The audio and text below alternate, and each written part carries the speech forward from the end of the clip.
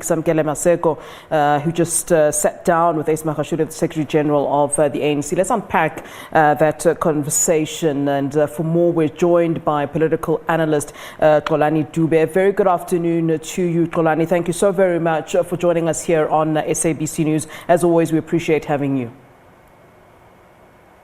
Let me humble myself to you, Flo, as well as to the viewers. Just as a start, as my colleague Samkele was chatting to the Secretary General, he made quite an interesting comment, and I think it's been used as quite a defense by political figures of late.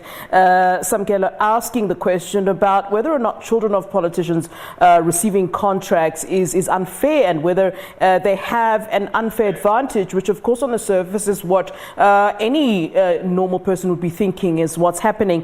And the Secretary General then saying that children of politicians have a right to do business with the ANC. They have a right to do business with government. What's your analysis on that response? Look, Flo, I think we as South Africans, we need really now to delink ourselves from a preconceived or a pre-designed narrative when we try to deal with the issues of our country, because we end up moving in circles but not going forward. For example, this question has been asked since democracy, and we've been having similar answers. But the main issue that we have to ask is, ANC really understood what was handed over them national party, and is ANC or what ANC ready to govern our country? Because if we can answer those most imperative questions, the rest will not be seriously necessary to deal with. And I mean, on that point, we keep asking the question of whether or not ANC is, in fact, dealing with corruption decisively. We heard Ace Magashule saying that indeed, corruption is being dealt with, and saying that the ANC should now, and government should now deal with corruption decisively. Do they have the capacity to do so? Are they indeed actually planning to indeed deal with corruption? I mean, it does look as though, people that are sort of found to have been involved in some dealings get a slap across the wrist, and then all is well after that. It just seems that now people are a little bit more tired and a little bit more upset, given that the corruption is linked to a pandemic where people are dying, and so people seem a little bit more upset at this point. So how should the ANC show itself to indeed be, as Ace Magashule said, dealing decisively with this corruption?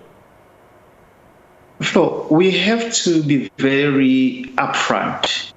Not people are dying. The black people are dying in this country. Black people have been dying in this country since colonialism.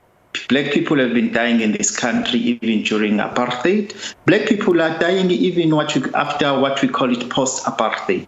The reason we have to ask ourselves why black people are dying is a very simple answer.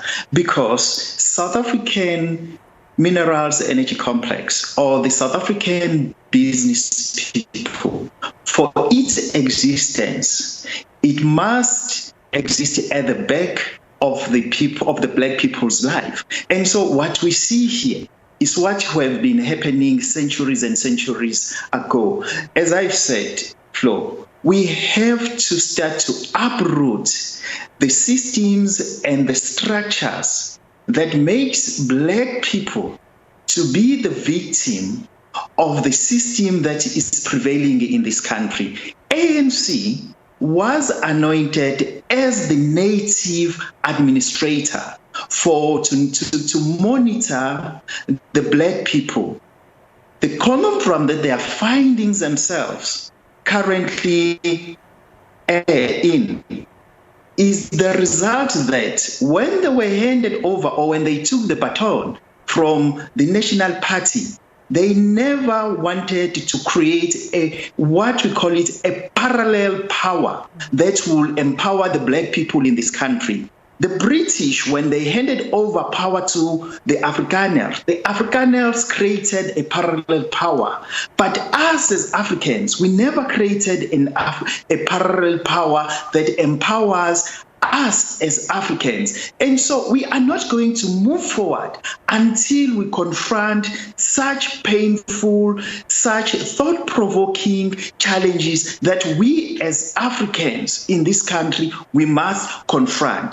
As we speak, we have two worlds in one here in South Africa. We have the world of the saved and the world of the condemned. And so definitely the world of the condemned is the survival of the fittest. Hence, you see the world of the condemned is laced by corruption, the death of COVID, and so forth. And so we are not going to move out of COVID, even if there's what we're going to be known as post-COVID. Black people are still going to die because the lives of the Black people in this country is there to serve the interest of the minerals energy complex. We need to have that holistic approach when we do our analysis. And I mean, Mr. Dube, where do we begin? You mentioned this really interesting thing where you're saying that we should have some sort of parallel power, and it sounds great, but the problem is, will we not create a situation where,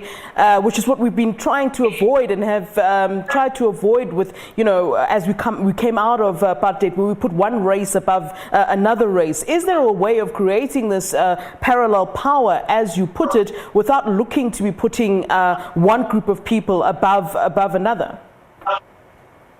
Look, as I'm telling you, in South Africa there are two systems. We have the British system that was created by Cecil John Rhodes. And we have another system, the Afrikaner system, that was created by your Smart, your Herzog, and your Verwoerd. But we don't have a system that was created by any African. And so how do we think that we as Africans, we have a future in this country? We'll always be crying. We'll always be pointing fingers. And I can assure you, we'll always talk about corruption because we cannot create our own livelihood. The only way to survive is to steal. We will only stop stealing once we as Africans, we create our own system that is going to give us a decent livelihood. If we're not going to create it, I can assure you, we'll be still talking about corruption, we'll be still talking about how ANC has betrayed us, there will be no black political organization, let me assure you, that will ever liberate black people unless we talk about how can we as Africans create a parallel power in this South African country, because this country is not a country, but we are here to serve different common interests. The Europeans, they have their common interests, the Afrikaners have their common interests. What is the common interest of the Africans? Yeah. You can see by the universities, VET was meant for the British as well as UCT. Stellenbosch was meant for the Afrikaners as well as Rau. What about us? They created the Bush universities. Post-apartheid, what have we created that can take us from the shackles of colonialism and apartheid to say, post-apartheid, this is what we've created, we as Africans. This is the kind of life that we need to lead as Africans. And so we are going to move in cycles, talks about corruption, talks about minerals energy complex, white monopoly capital.